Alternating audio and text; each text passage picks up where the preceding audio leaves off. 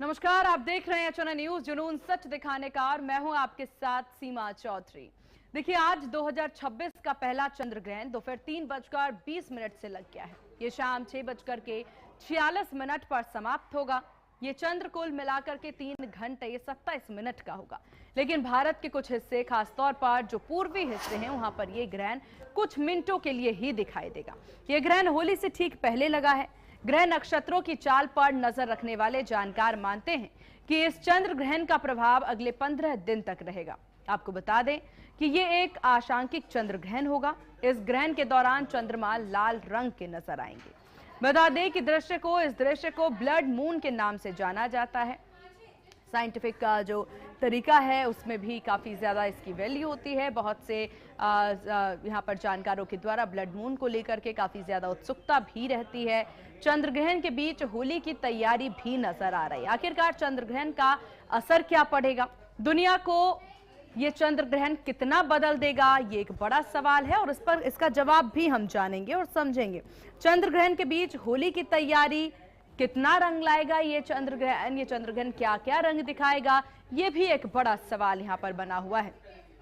तो देखिए, ये साल का पहला चंद्र ग्रहण है और ऐसे में इस पर बातचीत करना, इस पर जानकारी लेना बेहद जरूरी हो जाता है। इस चंद्र ग्रहण का प्रभाव हमारे जीवन पर क्या पड़ेगा, पूरे देश और दुनिया पर इसका प्रभाव क्या पड़ेगा, ये भी एक बड़ा सवाल यहाँ उत्पन्न होता है। चंद्र ग्रहण को लेकर के कई सारी मान्यताएं हैं और इस ब्लड मून जिसका जिक्र किया जा रहा है उसके पीछे का क्या रहस्य है। इसके साथ ही देखिए, मंदिरों के कपाट बंद कर दिए जाते हैं। ऐसा क्यों होता है? कोई भी शुभ काम जो है इस ग्रहण में नहीं किया जाता है। सूतक क्या है, ये भी जानने की कोशिश करेंगे हम।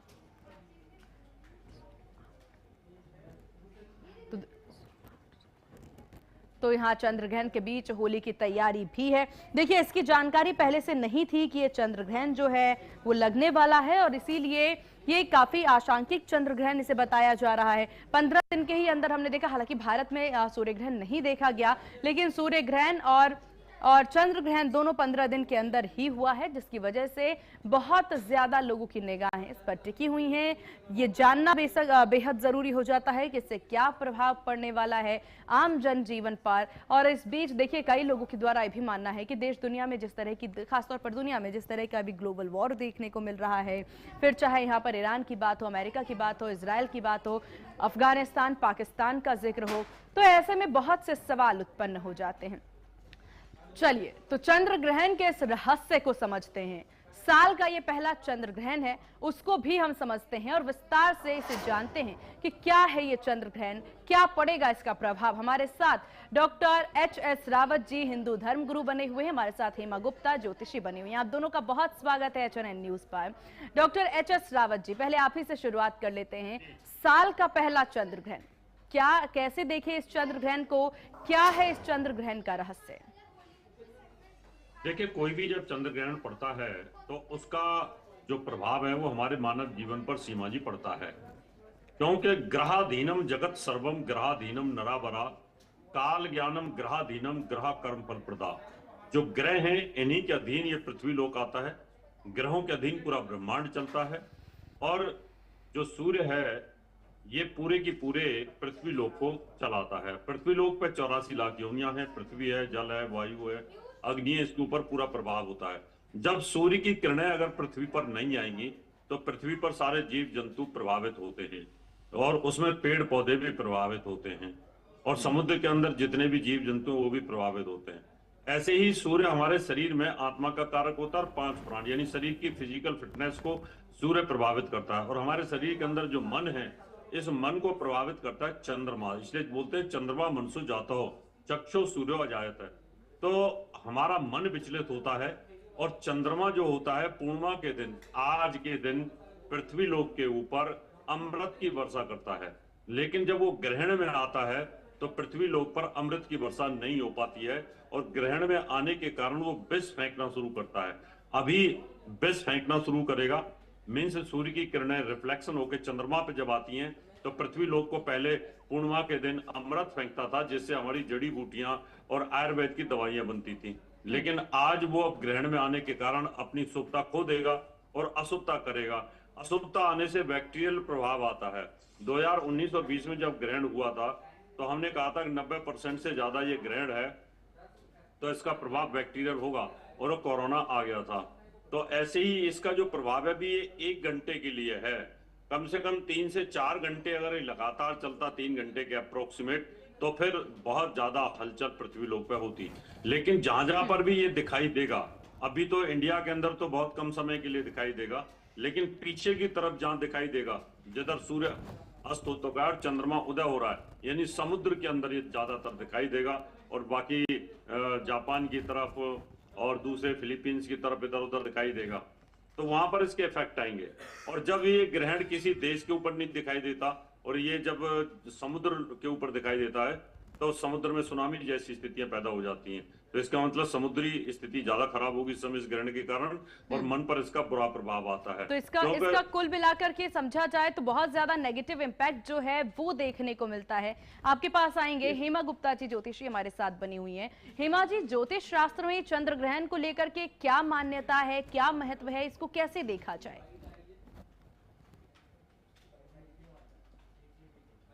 आप म्यूट हैं मैम, खुद को अनम्यूट करें।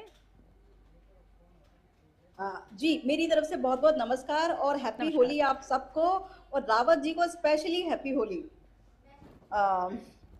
तो बिल्कुल ये देखिए एक सेलेस्टियल इवेंट है, और आप एस्ट्रोनॉमी में आप देखेंगे कि ये इतना पुराना इवेंट है ग्रहण का, जब सूर्य और पृथ्वी आते हैं और चंद्रमा को की छाया खत्म हो जाती है, चंद्रमा की स्ट्रेंथ खत्म हो जाती है, तो ग्रहण पड़ता है। और मैं आपको ये भी बता दूं कि पूर्णमासी पे हमेशा जो ग्रहण होते हैं वो पूर्णमासी या अमावस्या पे ही पड़ते हैं। आज का जो ग्रहण है वो ब्लड मून है, और यहाँ पे हमें भूकंप के झटके भी देखने को मिलेंगे किसी ना किसी कंट्री में या किसी ना किसी सिटी में, क्योंकि जब भी पूर्ण चंद्र ग्रहण माना जाता है तो वो बहुत ज्यादा प्रोमिनेंट हो जाता है, और बहुत ज्यादा आप देखिए इफेक्टिव होने के साथ साथ वो जिसे कहते हैं ना कि एक कातिल मतलब कत्ल वाला भी हो जाता है ग्रहण। तो हमने जैसे लास्ट ईयर में एक सूर्य ग्रहण देखा था, प्रोमिनेंट ग्रहण था बिल्कुल ही, हालांकि इंडिया में ही था वो ग्रहण, बाहर की कुछ कंट्रीज में भी था। उसके बाद हमने नेपाल में देखा कि 2 दिन बाद क्या हुआ, क्योंकि वो ग्रहण भी हमने यहाँ पे कुंभ राशि में लगते हुए देखा था। तो आप ये समझिए कुंभ राशि जो है कहीं ना कहीं इंटरनेट राहु गोचर कर रहे हैं, तो इंटरनेट को हम देखेंगे उससे। और आप देखिए कि इस फेसबुक की वजह से, इंटरनेट की वजह से यहाँ पे नेपाल का पतन होते हुए देखा, वहां की सरकार को पलटते हुए हमने देखा। तो जो ग्रहण है ना, उसका इक्लिप्स का असर पूरे वर्ल्ड पे बहुत ही खराब पड़ता है। मैं इसका आपको टाइम पीरियड भी बता देती हूँ। देखिए हर ग्रहण का एक अलग अलग टाइम पीरियड होता है। जैसे आज का जो ग्रहण है वो 3 घंटे 47 मिनट का होगा। उसमें कुछ कुछ जगह पे अलग अलग आवर्स के अकॉर्डिंग होगा। महाराष्ट्र में प्रोमिनेंट कहीं किसी टाइम पे हो जाएगा, इस टाइम के बीच में। बेंगलोर में कहीं दिखेगा, कितने बजे दिखेगा, दिल्ली में कितने बजे दिखेगा, लेकिन जो टोटल ड्यूरेशन है वो 3 घंटे 47 मिनट की है। लेकिन अगर आप इसका इम्पैक्ट देखेंगे कि हिंदुस्तान के ऊपर, पूरे विश्व पे उसका टोटल इम्पैक्ट कब तक रहेगा, तो किसी भी ग्रहण का 6 महीने तक इम्पैक्ट रहता है। जैसे हमने जो लास्ट ईयर का सूर्य ग्रहण देखा, जो बहुत ही भयानक ग्रहण था, उसके बाद हमने 6 महीने में आप देखिए क्या क्या हो गया। अभी हमने लास्ट ग्रहण देखा जो कि सूर्य ग्रहण था 17 फरवरी को। अब देखिए उसके बाद ईरान में क्या हुआ, हालांकि वो ग्रहण इंडिया में नहीं था। हाँ ठीक है, हेमा जी आएंगे आपके पास।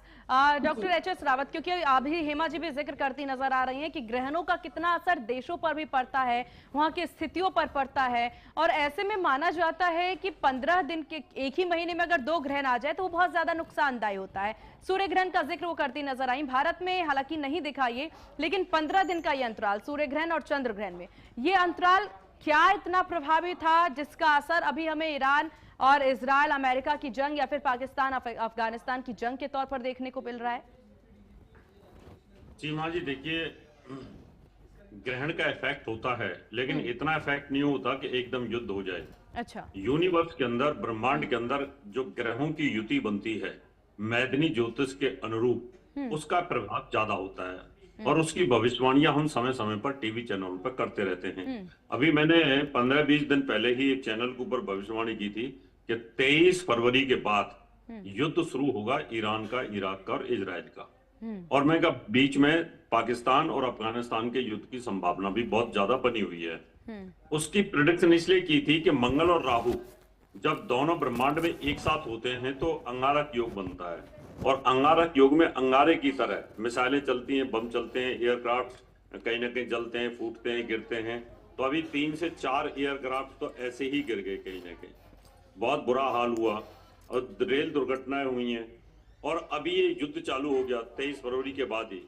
अंगारक योग था, सूर्य राहु का ग्रहण दोषा। सूर्य और मंगल राजा और सेनापति होते हैं और दोनों राहु के साथ ग्रहण में आ गए थे। इसका मतलब जब यूनिवर्स के अंदर इस प्रकार के योग बनते हैं मैदिनी ज्योतिष में, तो हम ये प्रेडिक्ट करते हैं कि युद्ध होंगे, या भूकंप आएंगे, या सुनामी आएगी, या बहुत ज्यादा रेल दुर्घटना और हवाई जहाज दुर्घटनाएं होंगी। तो ये प्रेडिक्शन जो होती हैं, जब ग्रहण ना भी हो तब भी हम समय समय पर इस प्रकार की प्रेडिक्शन करते हैं। और ये जो आजकल युद्ध चल रहे हैं, इस पर सबसे ज्यादा प्रभाव है ग्रहों की। 5 ग्रहों की युति थी, अभी इसमें से 1 तारीख की रात को यानी 2 तारीख की सुबह शुक्र देव यहाँ से निकल गए। तो अभी भी 4 ग्रह यानी 3 तो पापी और क्रूर हैं और 1 बुध, वो भी ऐसा ही हो गया है। तो ये चारों ग्रहों का जो बुरा प्रभाव है यूनिवर्स के ऊपर है, ये अभी लंबे समय तक चलेगा। मंगल राहु की युति लंबे समय तक चलेगी, फिर मंगल शनि की युति चलेगी। तो इसका मतलब अभी ये कह सकते हैं 10 मई तक का पीरियड बहुत खतरनाक है। उसके बाद जून और जुलाई तक ये स्थिति संभालने में आएगी। अभी तो बहुत ज्यादा खराब स्थिति और ज्यादा होगी अभी। बिल्कुल, और ये काफी ज्यादा आपने महत्वपूर्ण बात बताई है कि अभी स्थितियां और खराब होने वाली हैं। इनसे परहेज का भी हम पूछेंगे, हम जानेंगे आप लोगों से कि इस बीच नकारात्मक ऊर्जा क्यों इतनी ज्यादा प्रभावी होते हैं। इन तमाम विषयों पर बातचीत करेंगे, लेकिन वक्त हो चला एक बहुत छोटे से ब्रेक का। आप में तमाम मेहमान हमारे साथ बने रहिएगा, यहाँ रुकेंगे एक बहुत छोटे से ब्रेक के लिए। ब्रेक के बाद जल्द हाजिर होंगे। देखते रहिए आप HNN न्यूज़, जुनून सच दिखाने का।